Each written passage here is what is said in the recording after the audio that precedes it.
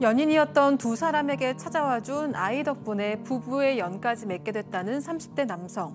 하지만 결혼 후부터 시작된 아내의 이상 행동에 신혼을 즐기기는커녕 불안한 나날들이 계속됐다는데요. 넋을 놓은 채 중얼거리거나 폭행을 당했다며 허위 신고하기를 수차례. 무엇보다도 아기를 안고 뛰어내리려는 아내의 신용에 남성은 이혼을 결심하게 됩니다. 문제는 애나 키우라며 사라진 아내가 딸을 몰래 데려가더니 아이를 찾으러 간 남편을 납치범으로 신고한 상황. 상황은 일단락됐지만 남성은 지금도 아빠를 찾으며 울고 있을 딸 걱정이 앞선다는데요. 아이를 되찾아올 방법이 없는 걸까요? 자, 속도를 좀 내보겠습니다. 제보 사연이죠. 네, 제보자는 현재 30대고요. 지금 아내랑 1년 정도 연애를 하다가 아이가 생기면서 결혼을 하게 됐습니다. 그런데 결혼 뒤부터 정말 하루하루가 불안한 생활의 연속이었다고 합니다. 아내가 폭력적인 성향을 드러내기 시작했던 건데 사실 연애할 때도 극단적인 면이 있다는 것은 알고 있었습니다. 예를 들어서 조금만 의견이 부딪히면 앞으로 버는 수입은 무조건 내가 관리하겠다. 싫으면 아이 낙태하겠다. 이런 식으로 극단적으로 나왔던 거죠. 하지만 결혼하면 바뀌겠거니 생각하기도 했고 또 더군다나 그때는 아내가 임신 상태였기 때문에 예민하고 민감해서 일시적으로 보이는 모습이겠거니 하면서 최대한 맞춰주려고 그때는 애썼다고 합니다. 자, 제보자 남편 주장에 따르면 출산 이후부터 그 증세가 점점 심해졌다는 거잖아요. 맞습니다. 아이를 출산한 이후에 좀 이상하게 좀 그런 모습이 보였는데 연기하듯이 소리를 냈대요. 눈동자를 뒤집기도 하고 좀 정신 나간 사람, 넋이 나간 사람처럼 행동을 하면서 천년된 마녀다 나는 그렇게 얘기. 마녀. 예, 천년된 마녀. 그리고 급기야는 남편하고 아이가 보는 앞에서 극단적 선택을 하는 모습도 보이기도 하고요. 심폐소생술을 해서 119에 신고까지 하는 상황도 있었습니다. 가장 심각했던 거는 아이를 안고 베란다 쪽으로 가서 뛰어내리는 신용까지 했던 것 같아요. 이런 것 때문에 매번 남성이 안절부절하면서 무조건 내가 잘못했다라고 하면서 아내를 진정시켰다고 합니다. 자, 그 정말 예쁜 아이를 보고 천년된 마녀라고 이렇게 자, 제보자의 주장을 기반으로 지금 저희가 풀어드리고는 있습니다만 와, 이게 사실이라면 너무 힘들잖아요. 그렇죠. 이게 제보자의 주장이 정말 맞다면 굉장히 힘든 상황인데 이 또 제보자의 주장에 따르면 이런 행동을 했답니다. 자기 스스로 자해하는 행동도 했고 또 그 분노가 계속 남편에게 향하고 있었고 뿐만 아니라 자꾸 주변에 있는 물건을 던지거나 남편을 집 밖으로 내어보내고 난 다음에 현관문을 바꾸는 등 이런 행동을 했는데 여기서만 그치는 게 아니라 정말 남편을 죽이겠다라고 이야기함과 동시에 흉기까지 들었다는 이 제보자의 주장이 있으니까요. 정말 한 지붕 안에서 살기는 굉장히 어려웠을 것이다. 이런 말씀 드리겠습니다. 자, 교수님, 그러면은 이 제보자는 왜 그런 아내를 병원이나 이런 데 좀 데려갈 생각을 안 했을까요? 근데 이제 병원에 나름대로 데려가려고 상담도 예약하고 노력을 했다 그래요. 그래서 시부모님께서 이제 막 설득을 해가지고 병원에 동행을 하기도 했는데 병원에서 우울증이 이제 진단이 된다. 근데 정신과를 갔는지를 잘 모르겠어요. 근데 이게 지금 그냥 단순 우울증이 아닌 것 같거든요. 증상만 들어보면은. 그렇기 때문에 지금 만약에 그래서 약을 먹었다 이런 얘기인데 이 약을 먹으면 오히려 잠이 안 온다 이렇게 호소를 했다 그래요. 그래서 결국에는 지금 이제 방법이 없으니까 지금 이혼이 최우선이다 이렇게 생각할 수밖에 없었다는 게 지금 전원입니다. 그리고 지금 결국 이제부터 이혼 얘기가 본격적으로 나오기 시작한 건데 아내가 처음에는 아이를 거의 방치하다시피 했다는 거잖아요. 네, 사실 이 남편의 입장에서 만약에 이 남편의 주장이 맞다면 저라도 제일 먼저 할 게 이혼의 모든 요건을 다 들어줬을 것 같아요. 근데 양육권에 대해서 이제 갑론을박이 좀 이루어지는데 부인의 집은 지방이었고 자기의 신혼집은 수도권이었답니다. 그런데 이 아내가 지금 무릎 수술을 하기 위해서 이제 수술 과정에서 지방으로 내려가고 난 다음에 아이를 돌보지 않았다는 거예요. 그래서 이 남편이 홀로 육아휴직을 내면서 아이를 돌봤는데 그 과정에서 이 부인이 이런 주장을 했다라고 합니다. 나타나지도 않고 전화번호도 바꾸면서 넌 직장도 잃고 애나 키워라, 날 찾지 마라 라고 이야기를 했다라고 합니다. 자, 지금 들어보세요. 그 아이 너 혼자 직장 그만두고 너 혼자 애 키워 이렇게 했는데 나중에는 또 나타나더니 그렇죠. 내 딸, 내 아이 입장이 좀 바뀌었어요. 제보자의 좀 주장에 따르면 육아휴직이 끝난 뒤에 이제 남성 일하는 동안 아이 같은 경우는 어린이집에 맡기면서 홀로 이제 양육, 케어를 지금 계속 하고 있었는데 어느 날 아내가 남편의 어떤 동의를 구하지 않고 말도 없이 어린이집에 몰래 찾아와서 아이고야. 아이를 데려갔다고 해요. 그래서 어린이집에서 연락을 해줍니다. 이런 경우. 그렇죠. 그러니까 남편 입장에서는 아이 보고 싶어 그랬겠지 하면서 아이하고 시간을 좀 보내라고 생각을 했는데 나중에 남편이 집을 잠시 비웠을 때 집에 와서 아이를 몰래 데려가기도 하고요. 특히 지방에 있는 친정으로 아이를 데려가 버립니다. 그러면서 제보자 말에 따르면 아내는 자신이 잘못했다고 얘기를 하면서도 뭔가 이혼 관련된 또 양육 관련된 뭔가 법규라든지 사례를 계속적으로 찾아보고 공부를 하고 있다고 합니다. 야, 자, 들으신 것처럼 남편에게 말도 없이 아이를 데리고 사라진 이 아내.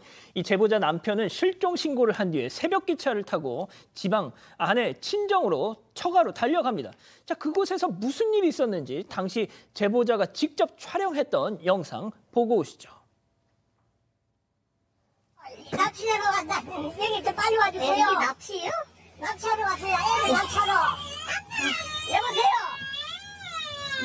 지금 뭐 하세요? 납치라니요? 누구세요? 여보세요? 납치하러 왔다고 애를. 아니요, 제 딸이고 납치를 해갔어요 지금. 납치하러 왔어요. 자, 이게 지금 이 제보자 처가에 가서 자기 장인과 아내와 지금 저 상황을 벌이고 있는 거잖아요, 지금. 네, 맞습니다. 신고하는 남성이 장인이고요. 도와달라고 외치는 아내가 이 여성이 아내입니다. 이 제보자가 처가에 도착한 뒤에 혹시나 본인이 그냥 마음대로 들어가서 뭐 싸움이라도 벌어지면 아이가 너무 크게 충격을 받을까 봐 일단 신고부터 했다고 합니다. 밖에서 경찰 기다리고 있는데 갑자기 장인어른이랑 아내가 딸을 데리고 어디론가 가려고 했습니다. 앞서 본 영상은 당시 제보자가 경찰 오기까지 그들을 붙잡아주면서 생긴 상황입니다. 특히 장인 같은 경우에는 얼마 전까지만 해도 제보자한테 우리 딸이 잘못했다, 미안하다, 용서해달라 이런 입장이었는데 갑자기 돌변해서는 아이 납치하려고 한다면서 경찰에 신고를 했고 아내도 이웃 주민한테 납치범이다 도와달라 하면서 소리를 지릅니다. 그 사이에 놀란 딸이 울부짖기 시작하는데 이 아이가 보통 엄마를 찾으면서 그렇죠. 우는데요. 당시 아빠를 찾으면서 아이가 울었다고 합니다. 하지만 경찰이 도착해서도 이거 민사사건인 경우엔 관여할 수 없다 하면서 뭐 중재도 없이 그냥 돌아갔다고 합니다. 하지만 이 상황에서 계속해서 싸움이 이어지면 아이에게 너무 큰 트라우마로 남을 것 같다는 생각에 일단 제보자는 그 길로 아이를 두고 돌아올 수밖에 없었다고 합니다. 자, 일단 지금 저희가 전해드리고 있는 내용은 남편 측의 주장에 기반한 내용입니다. 다른 또 말씀도 하실 수 있어요. 이 부인 아내 쪽에서는. 자, 이게 어쩌다가 이렇게 이 지경이 됐는지, 서로를 납치범이라고 신고하는 지경에 이르렀는지 남편의 얘기 들어보시죠.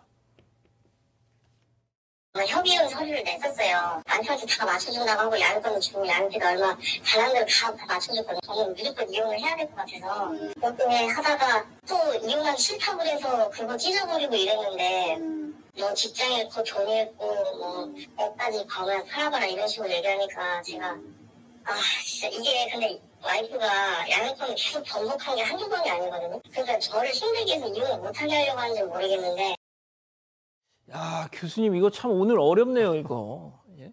이게 진실이 뭔지 정말 저 오리무중이다 이런 생각이 드는 게 지금 이제 남편분이 제보하신 거 맞죠? 그런데 이 아내분은 어떤 생각으로 지금 저 아이에게, 그러니까 본인의 친자인데 이 난리통을 보여주는지가 저는 제일 의문이 좀 들어요. 아마 자식을 생각하는 엄마 같으면은 남편이랑 싸우는 모습을 어떻게 해서든 안 보여주려고 하고, 더군다나 친정 아버지 같은 제3자는 뭐 부부간의 일에 끼어들지 않게 하려고 할 것 같은데, 이러한 이제 충돌을 전부 아이 앞에서 보여주고 아이가 그럼 거의 정서불안정이 되고 누구에게도 애착을 갖지 못하는 그런 지경이 될 겁니다. 그렇기 때문에 이런 트라우마를 자기 친자에게 심어주려는 엄마도 이해가 안 되고, 또 그렇다고 해서 또 아빠 편을 또 들 수도 없고 참 난감하다. 진실을 좀 알고 싶다 이런 생각이 좀 듭니다. 그러니까요. 자, 그러면 이쯤에서 별별 상담소 오늘의 궁금증 짚어보죠. 자, 아내와 이혼 후에 양육권을 딸을 데려오고 싶습니다. 어떻게 해야 될까요? 자, 양육권이라는 거는 이제 이혼을 했을 때 자기의 자녀를 이제 양육하고 이제 같이 살 수 있는 뭐 그런 걸 양육권이라 하고요. 양육하지 않은 배우자 일방은 면접교섭권과 양육비를 이제 지급을 할 의무를 가집니다.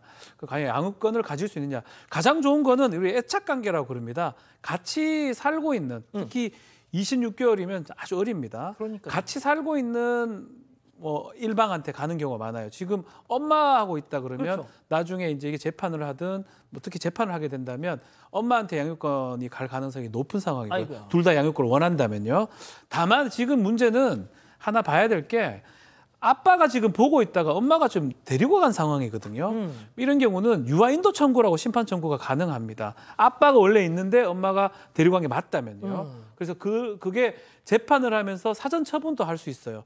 내가 원래 아이랑 같이 있는 게 맞는데 엄마가 불법적으로 아니면 위법적으로 데려갔다라고 입증해낸다면 그게 가능하기 때문에 제가 봤을 때는 많은 증거를 좀 갖고 전문가 상담을 좀 받아야 될 것 같습니다. 그렇군요.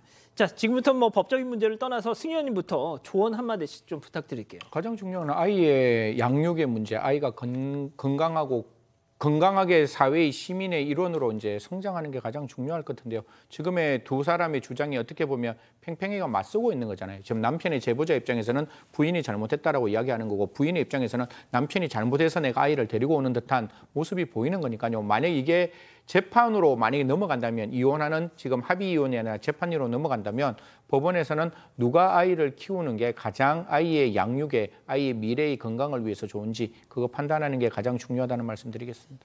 자, 교수님. 네, 뭐 지금 솔로몬의 선택 갑자기 생각나네요. 자식을 진짜 정말 사랑하면 결국 당분간은 내어줄 수도 있어야 되는 거 아닌가 이런 생각도 좀 잠시 가져봅니다. 네, 어차피 나중에 부적절하다고 판단하면 그때 가서 재판에서 다시 데리고 오면 되니까요.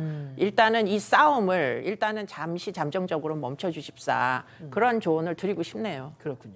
자, 저희는 그 반론을 기다리고 있습니다. 만약에 오늘 내용이 우리한테 이건 거짓이다라고 생각하시면 이 아내 측에서는 반론을 주시고요. 자, 우리 가족 여러분들. 네, 많은 의견 주셨는데요. 힘매님, 목적은 양육비겠지 하셨고요. 여로와님, 양육권이 부인한테 있으면 위험하다는 것을 적극적으로 밝혀야 할 것 같아요. 정님, 울고 있는 아이만 불쌍하다. 소큐트님, 처가에 무슨 꿍꿍이가 있는 것 같아요. 끝까지님, 저 엄마에게서 자란다면 제대로 클 수가 있을까요? 하는 의견 주셨습니다. 자, 이 의견도 일단 남편 측의 주장을 기초로 해서 지금 작성이 된 것 같습니다.